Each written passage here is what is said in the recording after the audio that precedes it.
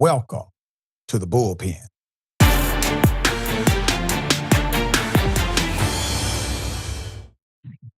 All right, in the Bullpen today, we have individuals who are former Trump supporters. They're going to talk about what they did not vote for and what they did not see coming also. 2 weeks ago, we covered this couple, a Hispanic couple who voted for Trump twice, okay? They were profiled, detained by patrol agents. The couple was searching for a campsite, okay? Not doing anything illegal. We're going to put the full video in the video description, but I want to make sure that you see some of it here. Here it is. Right to travel anywhere we want to travel. Right, you do. You're absolutely right, you do. And I actually have the right and authority to stop you. And you did, and I told you where we're going. We're not suspicious. My suspicion so is you're not being... continuing your suspicions are not a crime. Right, but it's enough to Okay, well, there's not a crime committed here at all. Well, actually, we just got an alien load. But we're not aliens. An alien smuggler. Right, but they're... And we're not smugglers. I'm not going to explain the details from... Okay, you don't have to. I'm just letting you know we do not match your description, so therefore you are impeding in our travel. You need to understand that arguing is not helpful. I'm not arguing with you. I'm going to exercise every right that I have as an American citizen. You racial profiled us and pulled us over for no reason. We did no illegal infractions, no traffic infractions, and you pulled us over. We've already told you we're not illegal. Exercising our rights. We're not doing YouTube. This is a detention. So are you illegally detaining us? No. Yes, you are. You are illegal detaining American citizens that have already declared their citizenship. Investigative detention. Okay, well, why is a dog? What does a dog have to do with our citizen status? Huh? Does it smell if I'm illegal? Does it smell if I'm from a different country? No.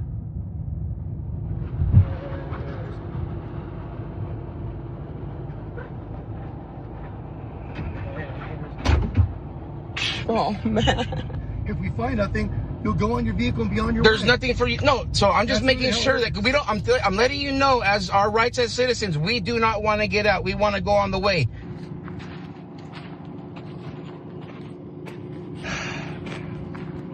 I'll open that for you. I got it right here. Welcome to Indisputable.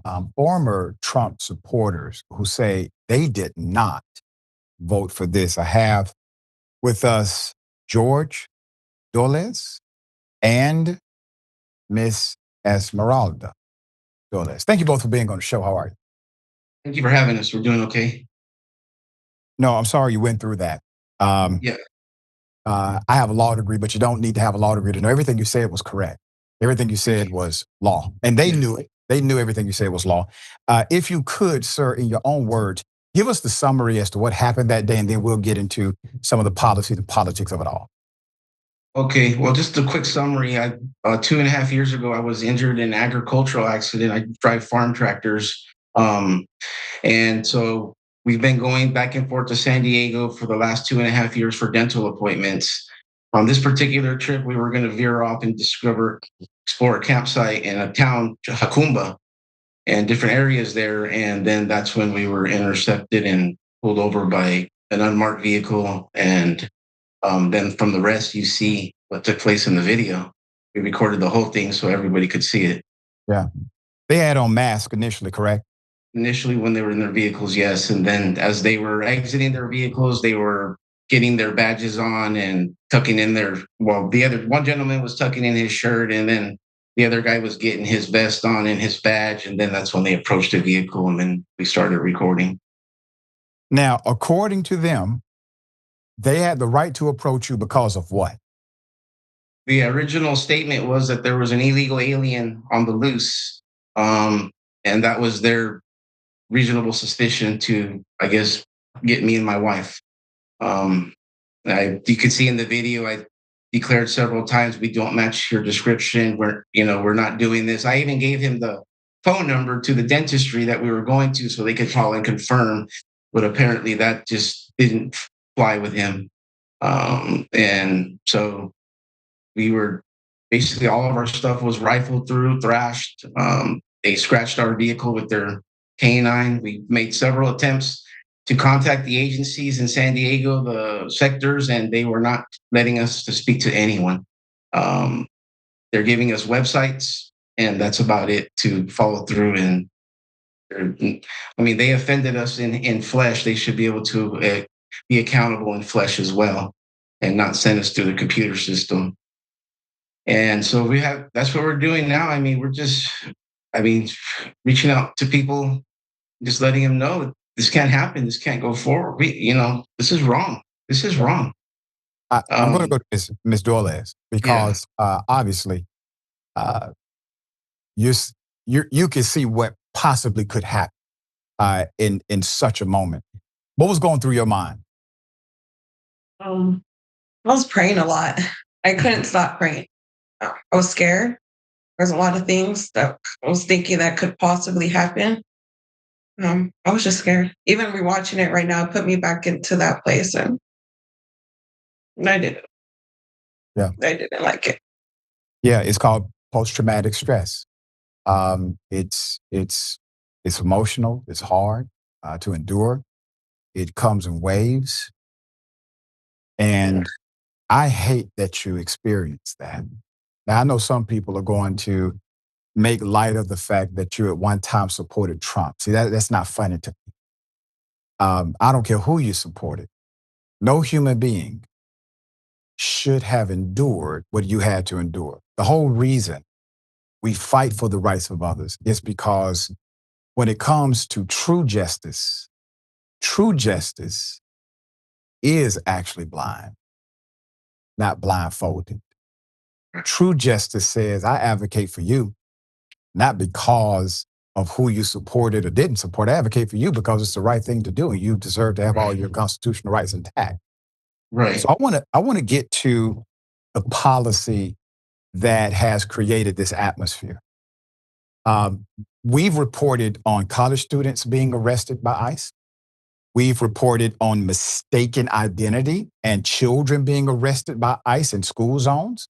We reported on people jumping out of trucks just earlier this week with masks on in a school district where the superintendent of schools had to release a statement to say this is uncalled for and cannot happen in our district.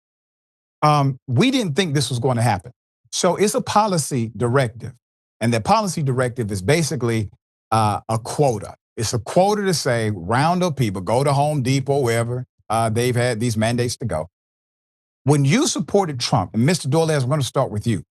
When you supported Trump, what did you think he meant when he said that he was going to crack down on immigration or undocumented immigration? Everything that was being fed through mainstream media, he was saying he was going to target the worst of the worst, which was, the little girl that they kept playing over and over, the 13-year-old Jocelyn. Those things get into your head, and it's like, this poor girl and her family, we got to do something. All kinds of things like that were just fed through and we didn't just watch one network. I do. I like to do the whole roundabout and get get my own ideas, because I like to do, that's just the way to do things. Anyhow, so, stuff like that was leading us to my vote for those ideas of the children. Main one was holding accountable all the politicians that abused and little children connected with Jeffrey Epstein. I mean, those were promises that went out, and but to stick with the the immigration thing, he said he was going to get the worst of the worst. To your question, he was going to get the worst of the worst, and that meant those people that did those kind of things to little children, and he was blaming it on the illegal aliens and whatnot. And I mean, that we just felt we had to get involved. And I've never voted in my life up until the 2020, and he didn't even get office. And then the whole thing through mainstream media again was, well, he's the underdog. They've cheated him, and we just fell for it. And it was wrong. Now I look back and I was like, wow, they must have spent trillions of dollars to get so many people, even Mexicans like ourselves, to vote for what's going on. I mean, we didn't see this coming. Nobody could have seen this coming. Him going to churches and schools and sending these masked people. We don't even know if they're law enforcement at this point. They're just masked men armed, kidnapping people, and they could be anybody at this point. All the stuff that they pulled us over with, you can buy on Amazon. Period. Yeah, and that's a major discussion I'm having right now, that people are literally posing as ICE agents in order to gain entry into homes and assault women. That's happening right now. We've reported on it. Cenk has reported on it as well, and there are local reports happening weekly. Miss Doilez, I'm going to ask you a very similar question. Did you believe that Trump was only going to figure out how to find, as he called it, the worst of the worst, and that was your catalyst to support his presidency? Yes, he kept saying the worst of the worst. I was just focused on that and all the other, what they were showing on the news, the ones that we were seeing, like how my husband said about that girl, and then also the other girls as well. The worst of the worst. He kept saying that. I did believe it was going to be, I didn't think it was going to be like a police state when you're stopping just to get identification. What do you believe now? What do you believe about Trump now? He's a liar. He fooled me. Mr. Georgia?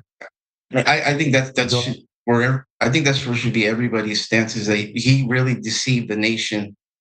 He got people of faith. He tied them, into this. He tied so many people into his lies and his web of lies. And then the first day, we knew the first week, we just felt it. It was like a kick in the stomach, especially when he came on television and said the whole Epstein thing was a hoax by the Democrats. It was just, I felt a black cloud come over the world. I was like, this guy deceived the world. And he stole the vote. Nobody stole anything from him. He stole the votes from the people. And we got to do something about it. We have to stand up. I want to zoom out for a moment. I want to zoom out because I want everyone who's watching this interview to zoom out a little bit, because I think we're all in the forest and we can't see the forest because of the trees that are in front of us. Right.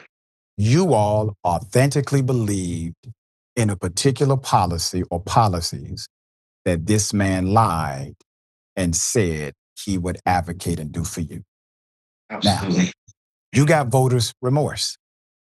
I've had voters' remorse. And if the truth be known, if you voted long enough, you voted for somebody that you ended up disagreeing with at some tenure of their office. So voters' remorse happens. And we believed in whatever lie they told in order to get our support at that time. So I want to demystify this thing about how folks can't be tricked. Hell, everybody can be tricked. And if you believe you're above being tricked, you're already tricked. Yeah. You have to be aware and conscious of this thing on a regular basis. Right. You had a strong belief in some morally based policies. They played that story over and over again for you because they knew what it would do. It would eliminate the talking points based in fact. It's a fact that undocumented immigrants per capita commit the lowest amount of crimes of any demographic in the United States of America. That's a fact. But they don't want to talk about that fact, so they'll tell you a story. And that story, they will repeat the story and indoctrinate you emotionally to the story to where they can then sell you a policy without giving you facts. They will give you a narrative because you can't argue with a narrative, but you can argue these other dynamics or dimensions of data, of arrest record, et cetera. So they say, okay, we're going to avoid all that by giving you a story. And then they repeat the story. Well, what does that do? Well, that story gets embedded into your subconscious mind. And your subconscious mind becomes the relayer to your conscious action. All of these things are quite normative, right? It's just a marketing ploy is what it is. So Exactly. my question is, let's get into the Epstein thing, because that I saw the immigration thing coming. And the reason why I saw it coming is because when he said mass deportation, in my understanding of the rules, you don't have enough worst of the worst in that group to create mass deportation, unless you're talking about doing exactly what he's doing now. So I had a different interpretation of what mass deportation meant. And it seems that my interpretation was more aligned to what his actual agenda was. But let's go to the Epstein thing, because that, I think, shocked everybody. Because he literally hired people that were hardcore, show me the Epstein files. His son retweeted, we need to come out with the Epstein files, and talked about it publicly. He talked about releasing the Epstein files himself during a major interview. So Mr. Doilez, I want to go to you first about the Epstein thing. How did that affect you, and what was the impact of that to the movement or the support of Trump overall, in your opinion? It was, I can't say, the only thing I can say is a kick to the gut. Me coming from the family of where things like this happen and they cover it up. They cover it up to protect the image of the family. This is exactly what our government is doing to the people. And we can't stand for it. This will continue to go on until a chain breaker comes in and stops it. And we, the people, have to be those chain breakers, because we can't allow this no more. Because the damage that these men do to children, or whoever's involved, men and women, it echoes through generations and generations and generations until some people like us come up and stop it. And that's what we got to do. He ran on that. That's what I held deeply to me, because of things that I've seen in my lifetime throughout my childhood, and which has affected me throughout my life. I thank God that he was able to change that all around. But, we have to all, as people, look into our inner child and fight for that child right now, because these people have done some evil things. They waved the evidence in front of our faces, and then they said it was a hoax. Now, if that doesn't wake up every Trump supporter now, you are blind, and you need to wake up, and you need to really, really evaluate what's going on in this country, because we got to fight for the kids. We got to hold these men accountable for what they did. I don't care who it is. There's nobody that deserves protection for this kind of behavior. They need to be exposed, arrested, and punished. That's all I got to say about that. Ms. Doilez? What's the question again? I'm sorry. Just about the Epstein. Right, the Epstein debacle, where he basically said, Epstein who?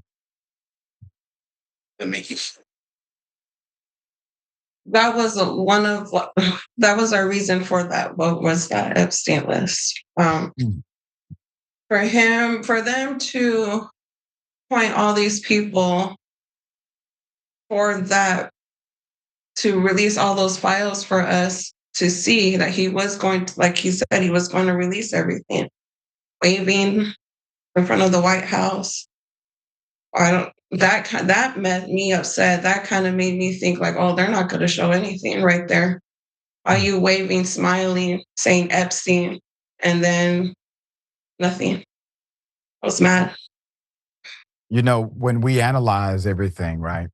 Because, brother, you said something so powerful. Thank you. I think I get it.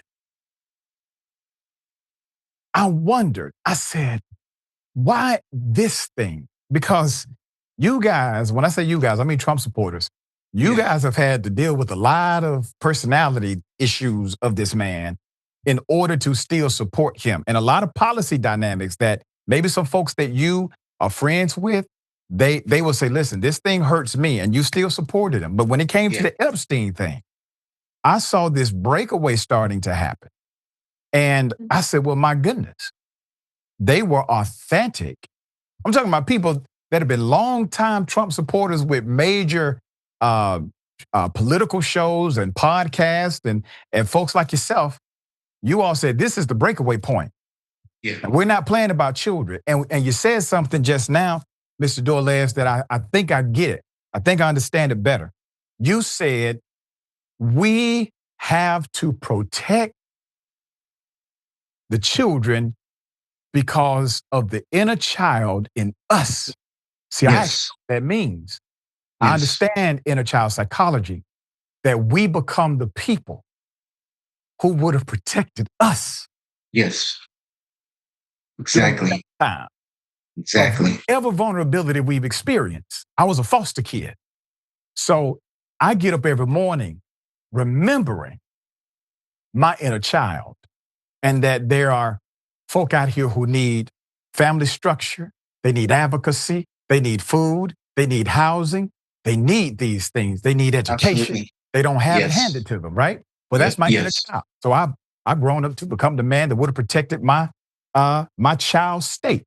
You have done the same. And Miss Doilez, you have done the same. And I believe it's a whole lot of MAGA supporters who made the Epstein thing their thing because they wanted one opportunity to protect the child that they used to be and did not have protection themselves. Absolutely.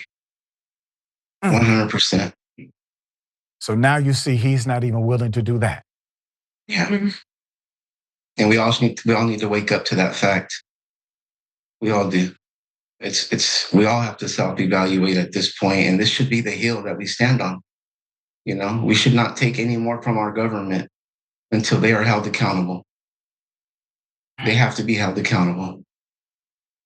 Where do you go from here, Mrs. Doilez? I don't know if you're connected to other Trump supporters who feel like you or you've had contact with them, but where do you go from here to hold the government accountable and in particular, the man who fed you a bunch of lies to get your support?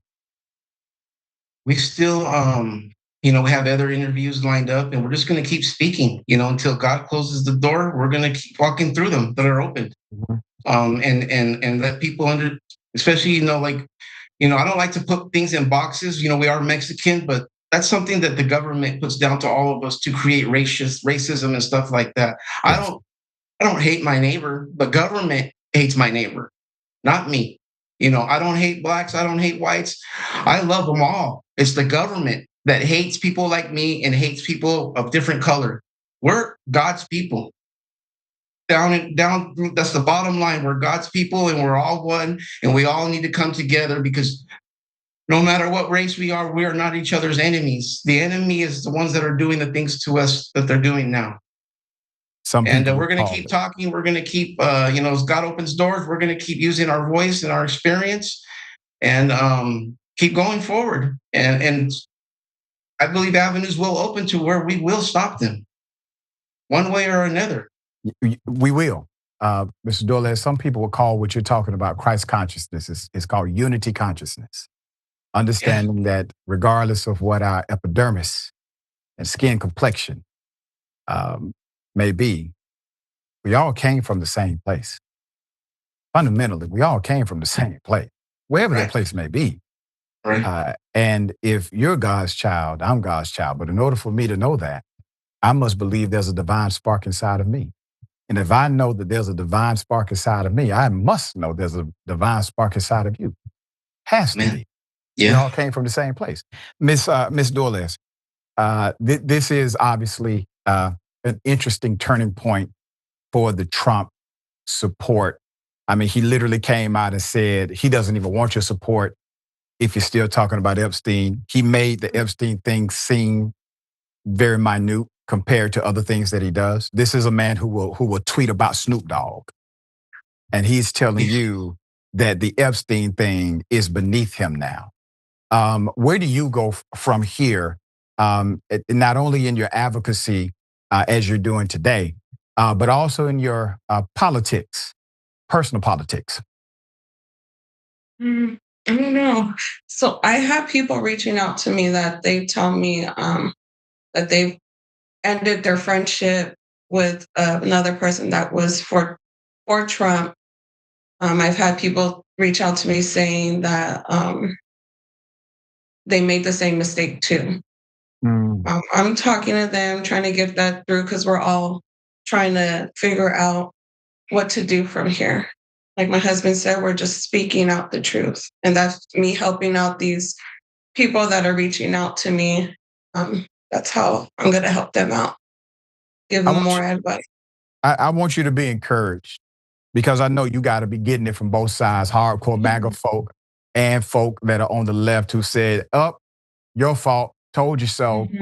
I want you to be encouraged. I want you to be encouraged because what you're doing is providing light to the world. Now, what is light? Light is wisdom, truth, and information. That is what you're doing. So today, you are a light bearer. regardless of Doctor. what anyone may say. You're a light bearer today, okay? Thank you, Doctor. We appreciate that. I mean it from the bottom, top, middle part of my heart. I appreciate everything you all do. I hope to have you all back on the program. I'm sure there will be more to update. Is there anything in closing you would like the audience to know? Just God bless you all, and do that evaluation within each other and yourselves, and do the right thing. Do the right thing. We know what the right thing is. We don't have to be told by the government. You know what the right thing is inside of you. Do that. To err is human. To err is human. To correct yourself is divine. Don't let anyone take that away from you. I appreciate you all. And we'll have you back on the program very soon, okay? Good luck to your endeavors. All right. Thank you. Thank you. Thank you. All right.